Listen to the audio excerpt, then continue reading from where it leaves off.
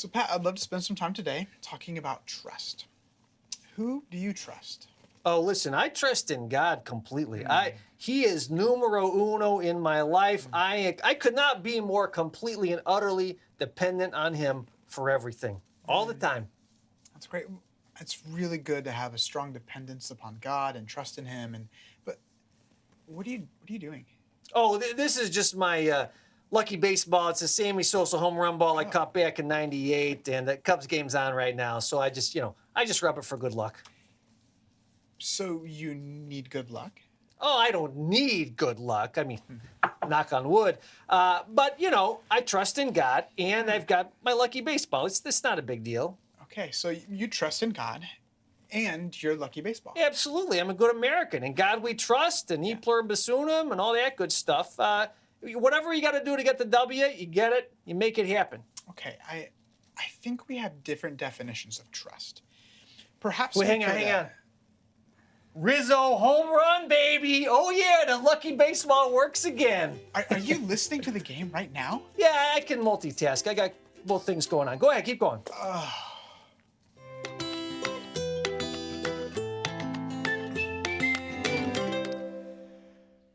So when we were working on those scripts back in the summer, we were hoping the Cubs would still be playing baseball now, but didn't happen. Congratulations to the Houston fans. Welcome to all those joining us at Crossroads Highland Park and upstairs at the O1. So 30 plus years ago, when I was working as a college pastor, one of our student leaders graduated and took a job with a small startup company in Redmond, Washington called Microsoft. And over the course of the next 10 years that he worked for them before he retired at the age of 30,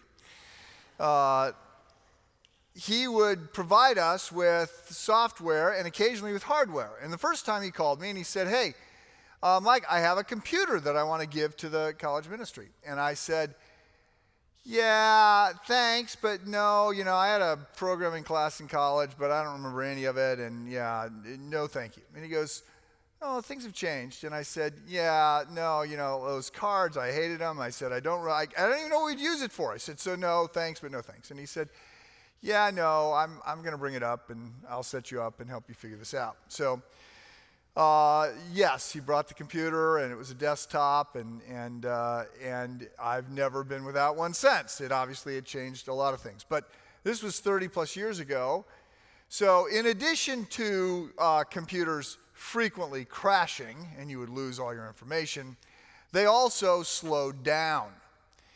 And I remember calling him one day and saying, "Steve, this, my computer is going slower and slower every day. What do I do?" And he says, "Well, how long since you defragged it?"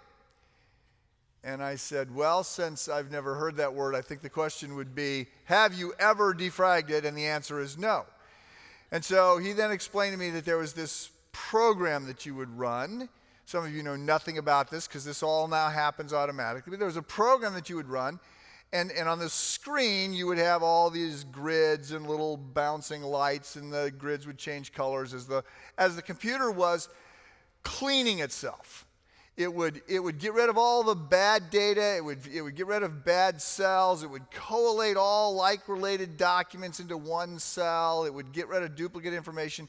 And it would then be sort of cleaned up and ready to go and to operate more quickly. So this is before Windows, so whatever you were doing, and there it is. It's on my screen for about an hour and a half, and I'm watching it occasionally, looking up and seeing it, and the boxes are changing color and things. And it occurred to me as this is going on, I thought, well, wait, I want to defrag my mind, right?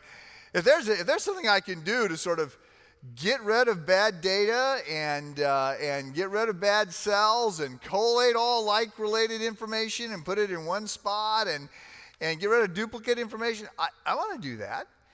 And I thought, I don't just want to defrag my mind. I want to defrag my life. I mean, I want to defrag. And then it occurred to me a couple weeks later, well, there's actually a way to do that. There is today. There is an app for that. You're supposed to run it every 7 days, and it's called the Sabbath. And when you run the Sabbath, you sort of collate information, you process it, you get rid of bad stuff, you sort of clean yourself up to look forward. But, of course, not many people do a Sabbath anymore. And the reason we don't do it is because we don't have enough, you think I'm going to say time. And that's because that's what I've always thought. Don't have enough time. Who could take a day and do nothing? Which is not, by the way, what the Sabbath is. It's much deeper and richer than that. But who has got that kind of time? Because, as we all know, if we were to check out for a day, the world would stop. Right? I mean, that's at least what we sort of act like we think, whether we believe that or not. So I've thought about this a lot because I've not done well at this. And some of you know, last year I preached on the fourth commandment. I was going through the 10 commandments for the third time in my ministry career. I was preaching on the fourth commandment. First time I ever preached on the fourth commandment to keep the Sabbath, because I did such a poor job of it. So whenever I would line up a series in the past, I was always conveniently out of town that week. And so somebody else, there would always be a guest speaker preaching on the Sabbath. But this time I was challenged to try and work on this, and I have been trying to work on this, and reading and thinking and talking with other people, and at some point the light bulb went off, and I realized, no, it's not time that I lack. It's faith. I lack the faith that this is a good idea. So, today we are talking about that. This is the last in this series on the blind spots. We've been looking at blind spots. We've been looking at ways that we sabotage ourselves. We've been looking at this idea that we want to get better, but there's often an inability to see where we're even starting at. And we've got issues, and we've got patterns and habits and practices that are suboptimal, but we often don't see that. And Jacob has been our sort of example, and we've looked at some others, Saul and Esau, but Jacob has been the guy we've been looking at. We've looked at the various ways that he sort of messed up his life, whether it was not getting along with his dad or getting along with others, or his conflict management skills or anger issues or whatever. So we've been looking at all these things. And every week I've also not only directed you to Jacob, but I have directed you back to the gospel. And I've said the gospel is the blind spot antidote. Right? The idea that God's love is all prevailing should shape us and allow us to lower our defenses so we actually can take a more honest look at who we are. And I have said, look, when I came to faith, and I know this is true for many others, when I came to faith, I thought I was about here. And I realized that I think God is here, and I've got this gap. And I need help. I need forgiveness. I need grace. I need this much God, this much grace. And then as time goes on, and as you sort of understand more completely the all-prevailing love of God, that this is not about us, and come to understand I'm actually more profoundly broken than I ever realized. I'm not called a sinner because I sin.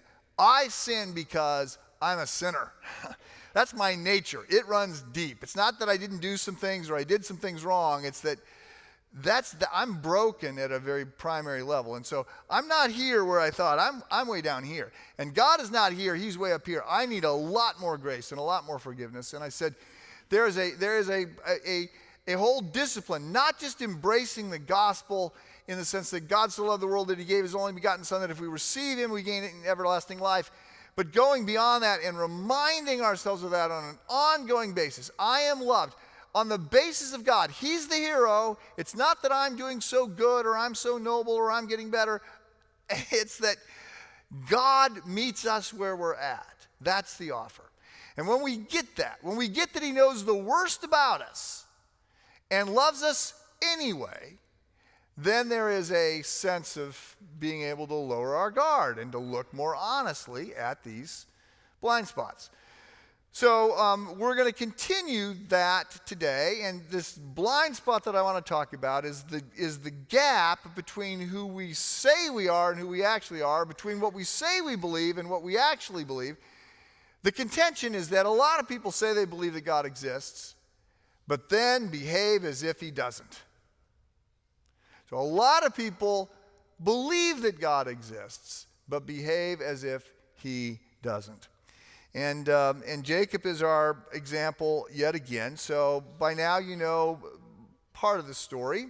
So Jacob is the grandson of Abraham. So Abraham and Sarah have Isaac. Isaac and Rebekah have twin boys, Esau and Jacob. Jacob is second. He's mad that he's second because all the lion's share of the wealth and the power goes to the firstborn. And we also learn that he's sort of a weak, physically weak guy, and he's sort of an inside guy, sort of a mama's boy, and that he is a cheat. He's a liar. He's a deceiver. He's a grab everything for myself, live for myself kind of guy. And so he gets in trouble. He deceives his father. He cheats his brother, and he's got to leave town because his brother's going to kill him. And so we've got that episode then in Genesis 28 with Jacob's ladder, where he's got a profound God experience, and then he runs off to his uncle Laban, and he stays there for 20 years, and he marries a couple women. He has lots of kids. He gains lots of wealth, and he has some big sort of soap opera level dramatic moments, such as when he wakes up on the morning after his wedding to discover that he's married the wrong sister. There's some of that kind of stuff that goes in Jacob's life. And then he and Laban have ultimate falling out. They can't get along. And so he's leaving, and as he's heading back, he's got another big profound God moment, and that's where he wrestles with God in Genesis 32. So we've looked at all of this, got you to that point. So what happens next is that Joseph enters the story. And he's actually the one that the book of Genesis talks about the most. More than about Abraham, more than about Isaac, more than about Noah, more than anybody, Joseph is the big player. And Joseph is the firstborn son of Jacob's second wife. So his first wife, Leah, gives him 10 sons. And his second wife, her younger sister, Rachel, has fertility issues, no children. For a long time, lots of tension, and then eventually she has a son, and the son is Joseph. And Joseph quickly becomes Jacob's favorite. Joseph, by the way, played by Donny Osmond. So Joseph is Jacob's favorite. And this causes all kinds of dysfunction again that is going to happen in this family. And we often see this, the sins of the fathers, the sins of the parents get repeated in their kids. So Jacob has all these issues because his father played favorites. And now he's going to play favorites. And it's going to cause all kinds of fallout and destruction. So the 10 older brothers don't like Joseph. They don't like Joseph because he's the favorite and he gets the coat of many colors. They don't like Joseph because Joseph has these dreams, and he comes and he says, hey, guess what? I had a dream, and all of you are bowing down and serving me. So there's a variety of reasons they do not like Joseph. In Genesis 37, Jacob sends Joseph out into the field to deliver a message to his 10 older brothers. And he's 17 years old at the time, and they see him coming. And when they see him coming, they say, this is it. Let's grab him and kill him. And one of the brothers says, no, that's a bad plan. Let's do something else. They grab him, they throw him in a pit, and they're trying to figure out what to do. And this Ishmaelite trader is walking by. So they sell him to the trader as a slave. And Joseph will then be taken to Egypt and sold, and he's bought by this Egyptian administrator named Potiphar. And he sort of rises up through the ranks in Potiphar's household. He's a good guy, works hard. He sort of gains a lot of power. And then Potiphar's wife makes a pass at Joseph. They have a falling out. He rebuffs her. They have a falling out. She says, this guy tried to rape me. And so Potiphar turns Joseph into prison, and he spends the next 20 years in prison. And he sort of climbs through the prison culture. People like him. He's a good guy, and he's got a supernatural ability to help people understand their life, especially to interpret dreams. And eventually, Pharaoh is having dreams that no one can interpret. 7 big seasons, 7 bad seasons, 7 fat cows, 7 skinny cows. And Joseph, somebody finally remembers, hey, we got this guy in prison who I met who can interpret dreams. And so they bring Joseph up, and Joseph interprets the dreams. And he so wins over the Pharaoh for a variety of reasons that Pharaoh appoints him to be in charge, number 2, in charge of storing all this grain and helping Egypt survive the coming famines. Meanwhile, back in Israel, right, Jacob is miserable. His favorite wife, Rachel, has died. His favorite son, Joseph, has died. He's miserable. Then a famine hits the land. Nothing to eat. And so, the 10 brothers travel to Egypt to buy food from the Egyptians, who were stockpiling food under this administrative program that had been put in place by Jacob. So they make an appeal to Jacob. They don't realize it's Jacob, but they make an appeal to Jacob. And to Joseph. They make an appeal to Joseph. And a lot goes on in that little exchange. Joseph knows who they are. They don't know who Joseph is. But eventually Joseph figures out that his father is still alive. And when he figures out that his father is still alive, he has his father and everybody move into Egypt, and they're going to live under the Egyptian care of the Pharaoh for a while until Jacob dies. And eventually, this is how the Jews get to Egypt. Eventually, a Pharaoh is going to arise that knows not Joseph, and they're going to fall into slavery and be slaves for 400 years until Moses comes along. But before that happens, Jacob dies. And the 10 brothers, are scared that Joseph is going to have them killed. After all, they basically ruined his life. They think he's going to have us killed now that Dad is gone. And we've got this famous line that I just can't go past. It's not germane to the sermon per se, but you can't miss sort of the last chapter, the last paragraph of the book of Genesis 50, where they come before him and they bow down and they're worshiping him, and they're basically saying, don't kill us, and we're your servants. And Joseph says, don't fear. I'm not going to put myself in the place of God. As for you, you meant evil against me, right? But God meant it for good. So I've been in this trial, right? And you did this to me, and it looked bad. But God has used this thing for good. I am not going to play God. I'm not coming after you. So, I set all this up to say the question here is, are you more of a Joseph or are you more of a Jacob? And I'm thinking about Joseph and Jacob in a particular way. So there are at least 3 reasons we end up studying Jacob and Joseph. The first one, the big one, the premier reason why in the Bible we get this story of Abraham, Isaac, Jacob, Joseph, is because this is the line for the promise of God being fulfilled. The Old Testament is not a collection of, morality lessons and inspirational tales and all kinds of just stories for us to sort of learn from or be inspired from. The Old Testament is telling a story, and it's telling a story that leads up to and points ahead to Jesus. And so the promise gets made initially in Genesis 3 that God is going to send a rescuer. And then in Genesis 12, he says, okay, Abraham, the rescuer is going to come through your bloodline.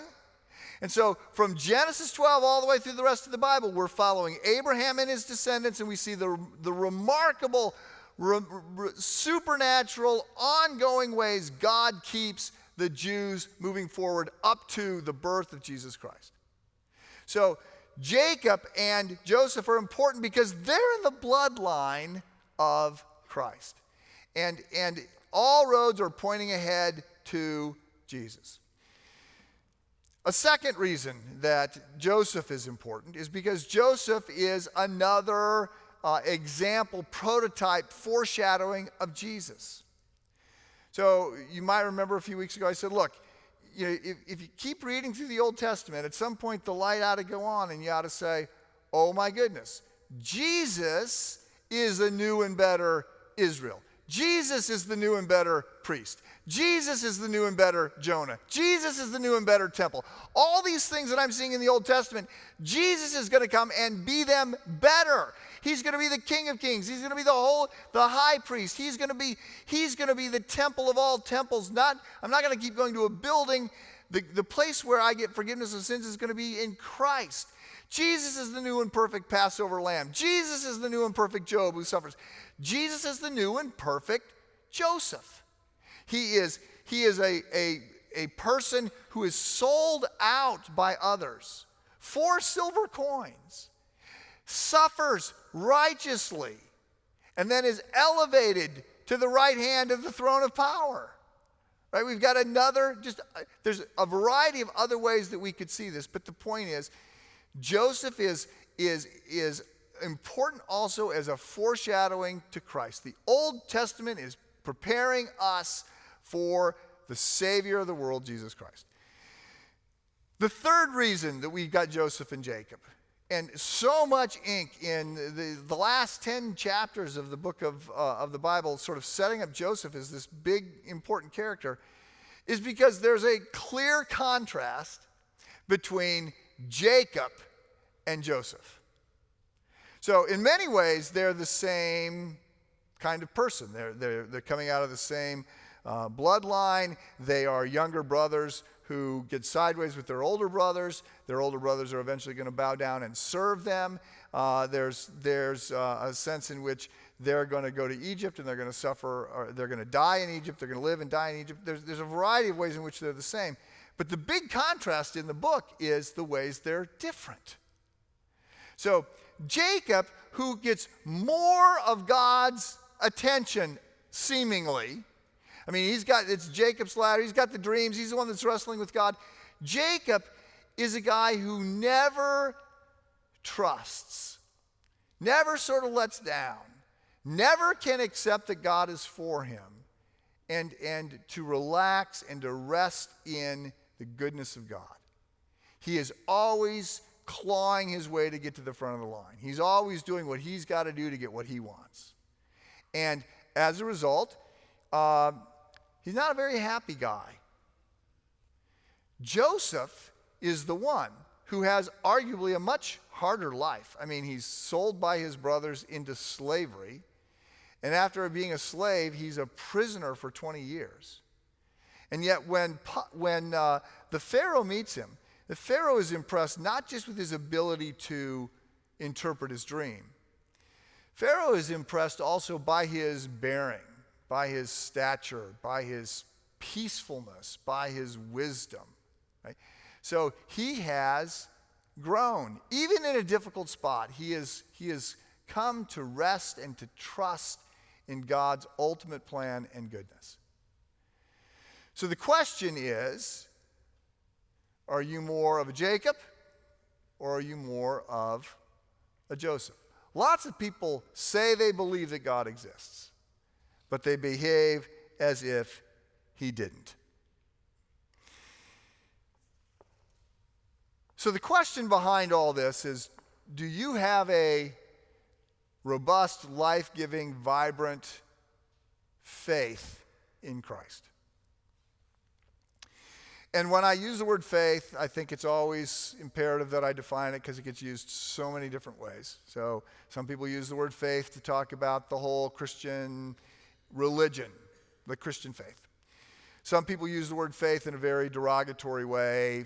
Having faith means you believe things that we all know are not true. Some people use the word faith, and Paul does this a lot, especially in Romans, to talk about the gift from God, a supernatural gift of belief. I'm going to use it in a different way from all of those. I'm using the word faith interchangeably with the word trust. And it's important that you understand that you measure trust by actions, not emotions. So there is a sense that my faith is dependent upon the intensity of my emotional commitment to something. But in actuality, biblically speaking, our faith is not measured by our emotional intensity, because you can have emotional intensity in trusting something that is not trustworthy, and the emotional intensity isn't going to make that thing any more trustworthy. So let's just talk about a bridge. Can this bridge support my weight? Okay. Well, you're believing with a red hot passion and fervor that it can doesn't change the question of whether or not it can, right? It doesn't. Your belief doesn't make that bridge any stronger. So faith, biblically speaking, faith can be actually weak on our part in terms of emotional intensity. It gets invested in God, who is strong. Right? So it's the object in which we're investing it is what matters. Right? If the bridge is strong, you can have weak faith that it can hold you up, and it's going to hold you up. The question is, do you have enough faith to walk out on the bridge? Right? And the faith that you have is the faith that you show. Shortly after I became a Christ follower, I remember hearing a talk where the challenge was made. If it was illegal to be a Christian, is there enough evidence for you to be arrested? If it was illegal to be a Christ follower, is there enough evidence from your life for you to be arrested? And then the speaker went on to say, there's two things that we'll tell. One, your calendar. Two, your checkbook. Now, I both like and dislike the calendar as a gauge. I like it because how we spend our time does say a whole lot about us, and also there's often a big gap between how we spend our time and how we think we spend our time. When I teach some classes at Trinity, I require students to keep a time log for 2 weeks. And that basically means sit down and come up with the 10 to 15 to 20 categories that you think represent your life. I work, I sleep, I eat, I work out, I read, watch TV. These are the things that I do. These are the buckets that everything is going to go into. So then come up with these buckets and then come up with how much time you think you spend in each of these issues, each of these categories. And then I said, so for 2 weeks you need to keep a time log, which means you just set your iPhone to go off every 15 minutes. You write down what you're doing, whatever. If you go much more than 15 minutes, you start to remember more favorably what you're doing as opposed to recording accurately what you're actually doing. So you write these things down for a couple weeks, and then you add up all the time, and you compare how you think you spend your time with how you thought you spent your time, and you get very depressed because you go, I can't believe that I spent that little time praying. I can't believe I spent that much time watching TV. I can't believe. So when we were early in our marriage, I used to say that I didn't watch any TV, and Sherry kept a time log on how much time I was watching TV, and then handed it to me one day, and I was like, oh my goodness, yes, this is all true, but I didn't see it. So, look, the reason I'm nervous about this drill is because a lot of Christians divide the world into not a Christian, but into a Greek philosophical grid between sacred and secular. And so sacred things are going to church or being in a Bible study or praying, and everything else is secular. And you could just easily add up, how much time am I spending doing sacred things? So I'll say it again, God is not particularly interested in your Sunday morning. God is not particularly interested in your time in a Bible study. God is not particularly interested in how much time you spend praying, because God is completely interested in absolutely everything about your life. It all matters, And thinking Christianly and having a Christian worldview can shape how you're doing your work. So this is a little bit of there's a challenge with this, although the truth of the matter is, if you look at your life, where you're spending your time, it ought to reflect who you think you are. And, a little bit more objective, if you say you're a generous person and you look at your, well, no one has checkbooks anymore, but you look at your accounts and you're not, then I've got news for you. You're not a generous person. So, if you look at your life objectively and you say, wow, this life does not reflect the things that I say are my priorities, that's because they're not your priorities. Right? What we do reflects our priorities. What we do reflects what we really believe. And so the question is, do you have a informed, vital, robust faith that looks more like Joseph? Or are you like Jacob? Yeah, I believe in God, but I'm going to claw for everything I can get. Right? That is the question. So I want to show a video here. It was someone at Christ Church who, going through this series, was just reflecting on blind spots in their own life. And so let's go ahead and run this.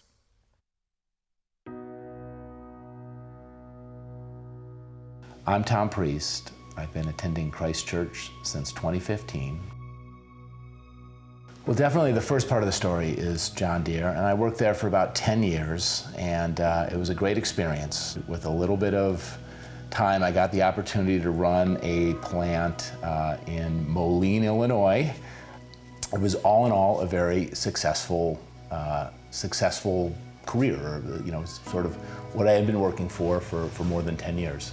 With this efficiency gain, with these quality improvements, the feeling I had with my team was that if we wanted to continue that rate of improvement, we needed to do some new things. It was viewed as too much change. So that sort of starts the story of the move to Chicago. I found a company in Waukegan, Illinois, and so I hired on with them in 2015, and it seemed to be the perfect place to work.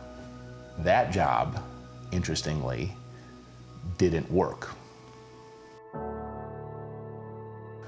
When you're on a path that you think is your, life's work, and you get asked to stop doing that work, that is terrible. What I'm totally blind to is I'm not involving God in those discussions. I'm not as prayerful as I should be, and I'm not as concerned about others as I should be in those situations. From the family of origin, very specifically, I believe that your success is completely dependent on how hard you work. And so that is a blind spot of pride, and that is a blind spot really of not trusting God.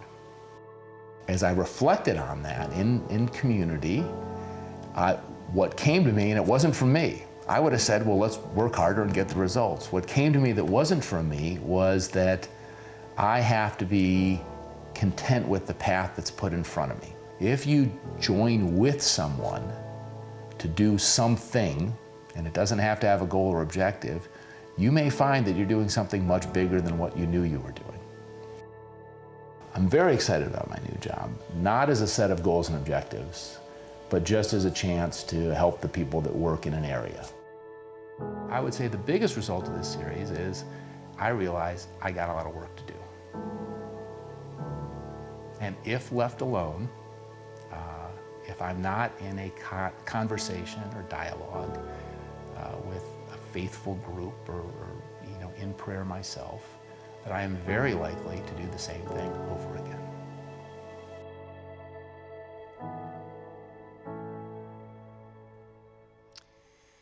So I appreciate Tom sort of processing all of that and recognizing and waking up to some blind spots and trying to figure out what does it look like to have the kind of vital faith that is impacting how I think about myself and everything that I do. Are you more of a Jacob or a Joseph? It's, in one sense, it's a bit of an objective question. There's data out there to suggest you're one or the other. How are you spending your time? How are you spending your life? How are you spending your money? What do you really believe at the end of the day? Now, I want to suggest that a growing vital faith is a non-negotiable for you to be a Joseph.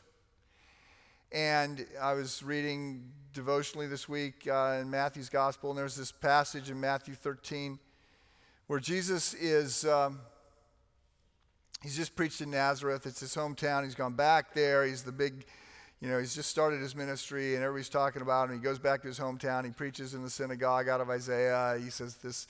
And then he says, after he reads Isaiah, this prophecy is fulfilled this day in your presence. He's pointing to himself. Isaiah was writing about me. I'm the one. And the crowd, the group says, what are you talking about? You're Mary's son. You're a little kid running around here. You worked as a carpenter. Yeah. Who does he think he is? And Jesus then says, a prophet is not without honor except in his hometown. And then it says, the text says, and because of their unbelief, he did little there.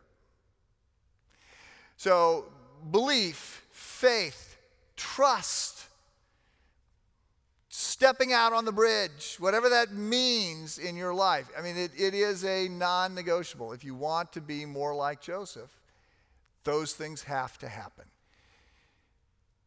So, are you more like Jacob or Joseph?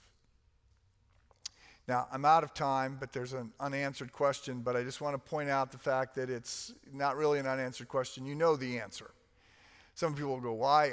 I want to be Joseph. I want to have more faith. How do I get more faith? That's a little bit like asking, how do I get in shape? I want to get in shape. How do I get in shape? We know how to get in shape. We all know how to get in shape. We just don't want to do it. I got to eat less and work out more. Okay. So we can write books about each of those things and doctor it up a little bit. But at the end of the day, I got to eat less. I got to work out more. Okay. So how do I grow in faith? Well, if you know Christ, right? Because let's just back up and say, this is not an ethics thing. This is not a morality thing. This is not a you picking yourself up by your bootstraps. It starts with a saving relationship with God through Christ. As many as received him, to them he gives the right to become children of God. If you haven't done that, you got to do that. If you have done that, then the sanctification process, our justification, our being made right by God is completely a work of Christ. The sanctification process is a partnership. We got to work out our salvation. We got to discipline ourselves to spiritual growth. So you got to do the things you got to do. You got to pray. You got to read the Bible. Faith comes by hearing the word. You got to put yourself in positions with people who are going to model the right life and are going to help move you forward. There are things that you need to do. So I'll just share one perhaps little, there's no shortcuts, but I'll share one little tool that I stumbled across a couple years ago that I lean into now and then and find helpful. It's the 10-second rule. So to make growing faith as simple as possible, the 10-second rule says, what do I reasonably believe Jesus wants me to do in the next 10 seconds? And that's what I'm going to do. So what do I think I ought to do in the next 10 seconds? I'm not going to think about this for the next 10 years, the next day even, next hour. What would it look like to follow Jesus right now for the next 10 seconds and move forward? It is the way to a life that works. It is a way to a life that is rich, even if life isn't working. Right? Jacob has a life arguably that's working, and it doesn't work. Joseph has a life that for a long time isn't working, but it does.